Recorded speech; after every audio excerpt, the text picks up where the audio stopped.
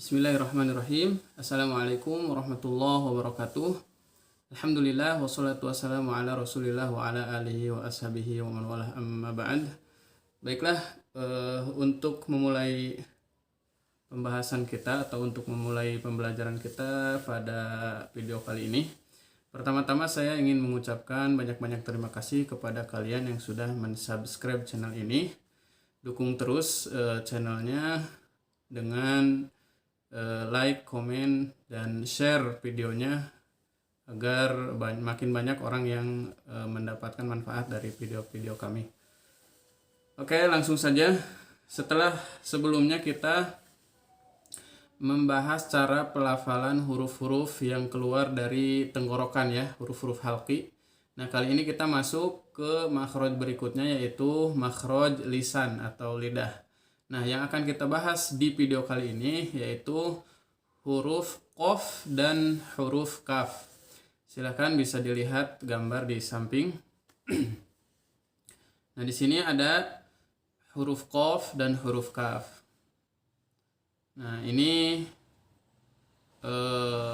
makhrajnya ya, atau tempat keluar huruf qaf dan kaf, yaitu aqsal lisan ma'al hanak.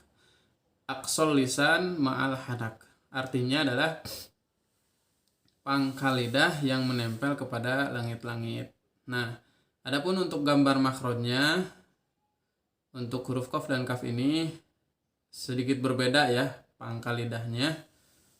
Nah, kita masuk kepada pembahasan qaf terlebih dahulu. Nah, ini gambar untuk huruf qaf. Huruf qaf itu pangkal lidahnya adalah pangkal lidah bagian dalam. Pangkal lidah bagian dalam sebagaimana saya tulis di gambar di sini. Qaf keluar dari pangkal lidah atau terucap dari pangkal lidah bagian dalam yang menempel kepada langit-langit lunak, atau kalau bahasa Sundanya lak-lakan, itu tepat di sana huruf qaf ya. Adapun untuk karakternya yang ini yang saya susun berjajar ke bawah ini adalah sifat atau karakter yang dimiliki oleh huruf qaf. Ada 5 karakter di sini untuk huruf qaf. Yang pertama adalah al-jahru. Jadi karakter huruf qaf itu jelas. Kemudian ketika sukun itu tidak nampak aliran nafas ketika dikeluarkan. Jadi nafasnya tertahan ya. Seperti misalkan tidak ada nafas keluar. Kemudian setelah itu ada syiddah, karakternya keras, kuat, atau secara istilah adalah tertahan suara. Tertahan suara. Setelah tadi nafasnya tertahan, suaranya pun tertahan. Ini untuk huruf qaf. Ak, tidak ada suara keluar. Ak. Tidak enggak, tapi ak, berhenti. Nafas dan suaranya juga berhenti. Kemudian yang ketiga ada al-isti'la. Isti'la ini pangkal lidah bagian belakangnya. Yang ini ya, kalau kita lihat, nah ini pangkal lidah bagian pangkal lidah bagian belakang terangkat sampai kepada langit-langit. Dan ini kita ketika diucapkan ketika qaf tersebut diucapkan dengan harokat ko, misalkan ri, u, pangkal lidah ini jangan sampai turun, tapi tetap di atas walaupun tidak menempel ya. Nah, seperti itu.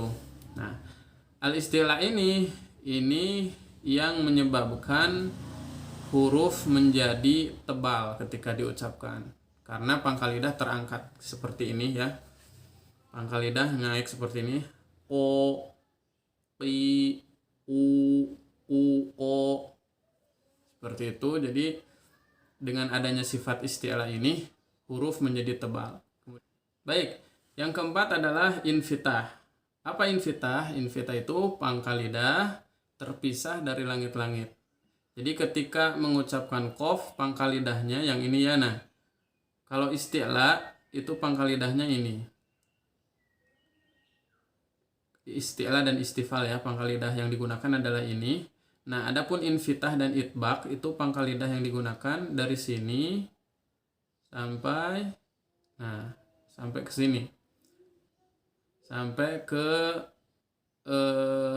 pangkal lidah bagian luar. Nah, ini kalau invitah. Nah, di sini invitah artinya adalah pangkal lidah terpisah dari langit-langit. Artinya ketika mengucapkan huruf qaf, pangkal lidah yang ini, pangkal lidah bagian luar ini, dia tidak nempel ke sini. Tidak nempel ke sini. Nah, ini seperti inilah gambarannya ya, bisa dibayangkan melalui gambar huruf qaf, gambar makhraj huruf qaf di layar. Nah, yang terakhir adalah sifat qalqalah. Jadi qaf memiliki sifat qalqalah, yaitu memantul saat sukun. Jadi ketika mengucapkan huruf sukun maka dipantulkan. Aqqa, aqqa, iqqa, uqqa, seperti itu. Dan jangan lupa untuk menebalkan hurufnya karena ada sifat isti'la ya. Oke, sekarang kita lanjut kepada praktek pelafalannya. Perhatikan kalimat-kalimat di bawah ini. Oke, ada qaf sukun terlebih dahulu. Perhatikan kalimat-kalimatnya. Kita mulai melafalkan huruf qaf sukun terlebih dahulu. Jangan lupa tadi kalau qafnya sukun maka ada sifat memantul atau sifat qalqalah. Kemudian jangan lupa untuk menebalkan pantulannya karena qaf ini memiliki sifat isti'la tadi, yaitu pangkal lidah yang terangkat ya ke atas sehingga menimbulkan atau memunculkan suara yang tebal. Baik, kalimat pertama. Fa'aqo, aqo, aqo, aqo, fa'aqabaroh, fa'aqabaroh.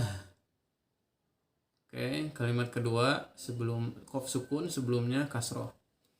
Iqo, iqo, iqo, iqoro, iqoro. Baik, kalimat ketiga qaf sukun sebelumnya dhammah. Uqo, uqo, uqo, uqosim, uqosim, uqosim. Nah, seperti itu cara pelafalan huruf qaf yang sukun. Jadi pantulannya tebal. Nah, sering terjadi kesalahan dalam membaca huruf qaf sukun, yaitu tidak menebalkan qalqalahnya. Pertama itu ya, kesalahannya tidak menebalkan qalqalah. Bagaimana contohnya? Contohnya seperti ini. Fa'aqbaroh, fa'aqbaroh, iqe. Jadi ke pantulannya ke dan itu keliru ya, karena kalau ke itu tidak disebut tafkhim qafnya tapi masuk kepada tarkik. Jadi bukan uqsim, jangan, tapi tebalkan pantulannya ke huruf o atau pantulannya ke qaf fathah, ke qaf fathah. Qaf fathah kan ko. Maka pantulan dari huruf qaf ini ngarahnya ke situ. Fa'aqo, iqo, uqo, seperti itu. Itu untuk mempertahankan sifat tafkhim pada huruf qaf. Kemudian kesalahan kedua adalah tidak memantulkan. Sering terjadi ya kesalahan ini, yaitu kesalahan tidak memantulkan huruf qaf ini. Fala uqsimu, atau fa'akbaroh, atau iqra bismi rabbikal ladzi khalaq. Tidak memantulkan sama sekali dan itu fatal sekali kesalahannya ya, karena sudah menghilangkan sifat qalqalah pada huruf qaf. Baik, pelafalan berikutnya adalah qaf yang berharokat tanpa mad. Perhatikan kalimatnya, kita mulai lafalkan. Kalau bisa ikuti ya, diikuti. Kalimat pertama, ko, dipertahankan pangkal lidah di atas ya, naik, sifat isti'la tadi yang sudah dijelaskan, ko. Nah, Ko. Ketika makronnya lepas, jangan diturunkan sampai bawah pangkal lidahnya, tapi turunkan sedikit saja. Pertahankan pangkal lidah agar berada di langit-langit. Supaya qafnya tebal ya, supaya qafnya tafkhim. Coba. Ko. Qataroh. Ko. Qataroh. Qi. Qismah. Qismah. Qu. Quraish. Quraish. Oke. Kemudian qaf berharokat disertai mad. Ini sama ya dengan qaf yang berharokat sebelumnya. Cuman ini ditambah agak panjang, ditambah mad ya qafnya. Kalimat pertama, maqom.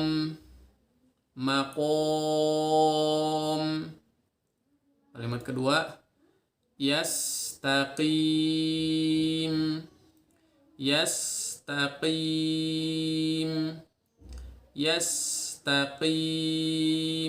Kalimat ketiga, yaqum.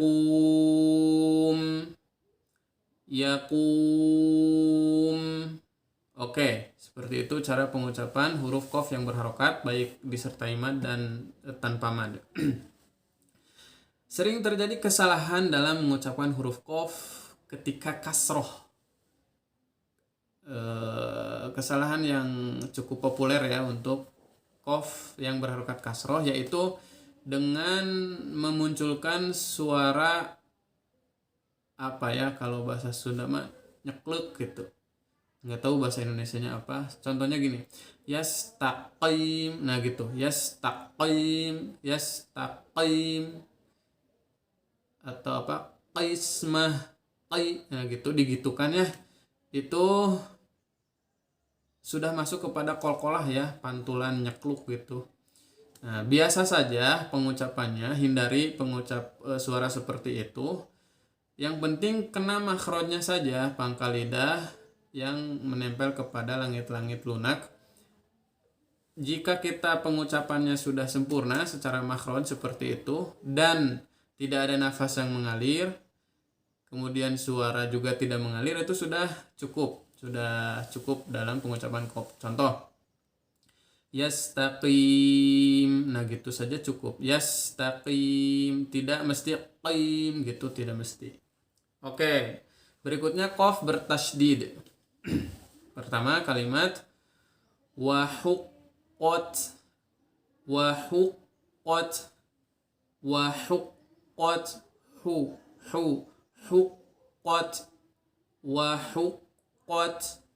Kemudian qaf bertasydid yang kasroh, mu'aqqibat.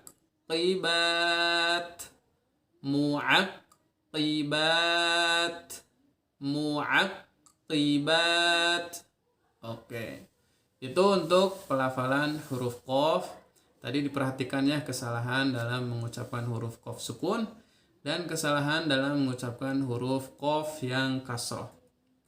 Berikutnya kepada huruf yang kedua, yaitu huruf kaf. Huruf kaf, gambarnya yang bagian bawah ya, huruf kaf.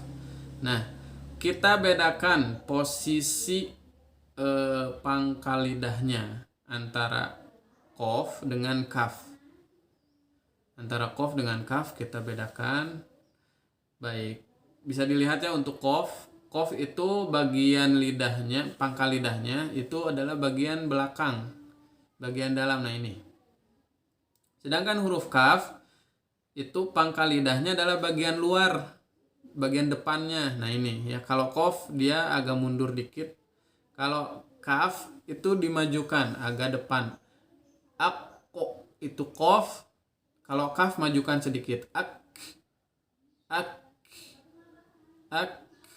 Nah, kemudian menempelnya pun agak sedikit maju ke depan. Kalau qaf bagian pangkal lidahnya nempel ke langit-langit lunak.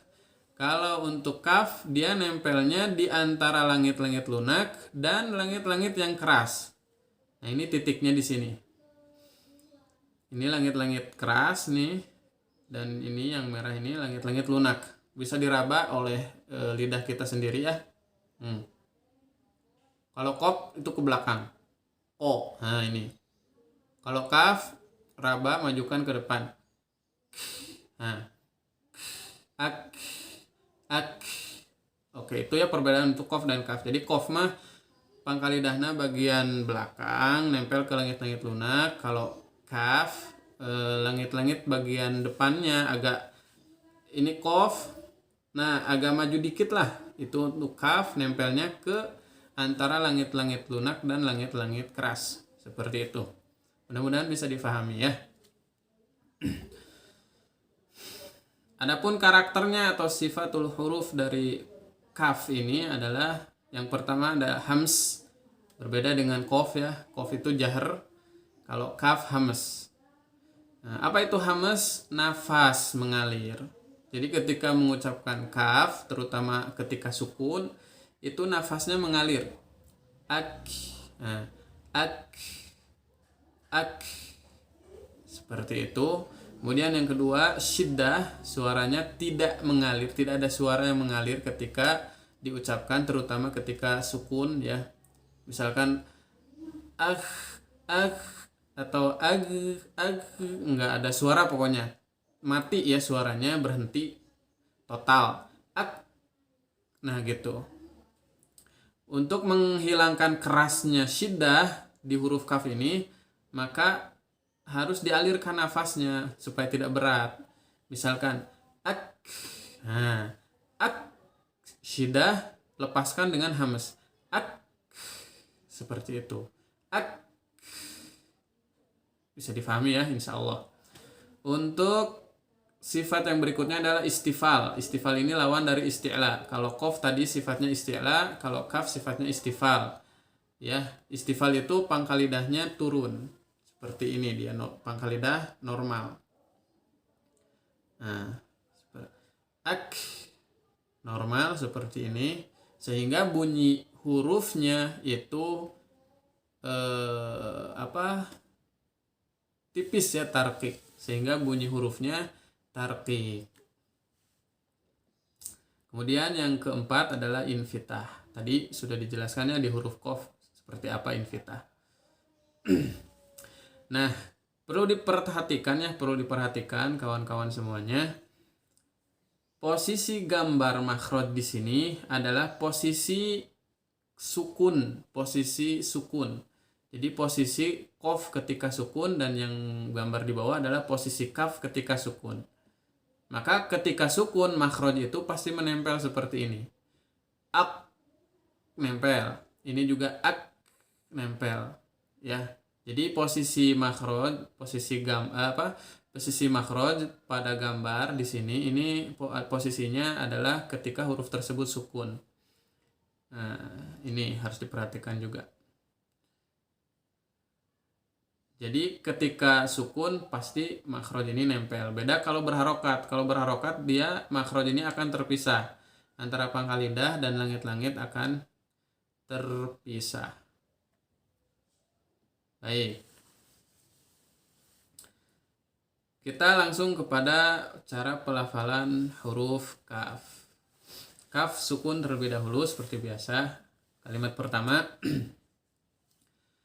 akfaroh, akfaroh, akfaroh. Kaf sukun sebelumnya kasroh. Ik, dzikrok, dzikrok. Kaf sukun sebelumnya domah. Tukrimun, tukrimun. Oke, kaf berharokat tanpa mad. Kadaha, kadaha. Kaf kasroh. Kiroma, kiroma. Kaf domah. Kutub, kutub. Kemudian kaf yang disertai mad. Katibin, katibin. Kemudian kaf kasroh disertai dengan mad. Yakidun, yakidun. Oke, kaf domah. Yamlikun, yamlikun. Kaf tasydid. Rokkabak, rokkabak. Mufakin, mufakin. Oke, seperti itu cara pelafalan huruf kaf. Yang harus dihindari adalah berlebihan ketika mengeluarkan hamsnya. Berlebihan ketika mengeluarkan nafas ketika mengucapkan kaf. Contohnya ak. Nah, itu berlebihan seperti itu tidak boleh. Akbaroh, tukrimun, kiroma, kutub, misalkan kutub, atau kadaha, katibin. Jangan sampai berlebihan seperti itu karena sifat asli dari kaf ini adalah syiddah. Adapun hamas itu sifat yang meringankan syiddah, ya. Jadi kita yang harus diperhatikan ketika mengucapkan kaf itu, ucapkan syiddahnya dengan sempurna. Ak. Nah, setelah itu keluarkan nafas hamas, ya, nafas dengan natural. Keluarkan dengan natural, tidak di istilahnya, jangan dibuat-buat gitu ya, jangan dibuat-buat. Akfaro nggak boleh, natural aja. Akfaro. Jadi kita fokus ke sifat syiddah yang nantinya akan mengeluarkan sifat hamas secara natural. Akfaro, seperti itu. Oke. Itu ya pelafalan untuk huruf kaf dan huruf qaf. Mudah-mudahan bermanfaat apa yang saya sampaikan pada video kali ini. Bagi yang belum subscribe, silahkan di subscribe terlebih dahulu ya. Didukung channelnya supaya bisa memberikan manfaat kepada banyak orang. Kemudian bagi yang ingin bergabung di media sosial kami, di sana kami sudah menyediakan materi-materi seputar tajwid ya. Silahkan di like dan di follow atau join juga bisa. Saya nanti cantumkan linknya di deskripsi. Baik, mudah-mudahan bermanfaat. Kita bertemu di video selanjutnya. Wassalamualaikum warahmatullahi wabarakatuh.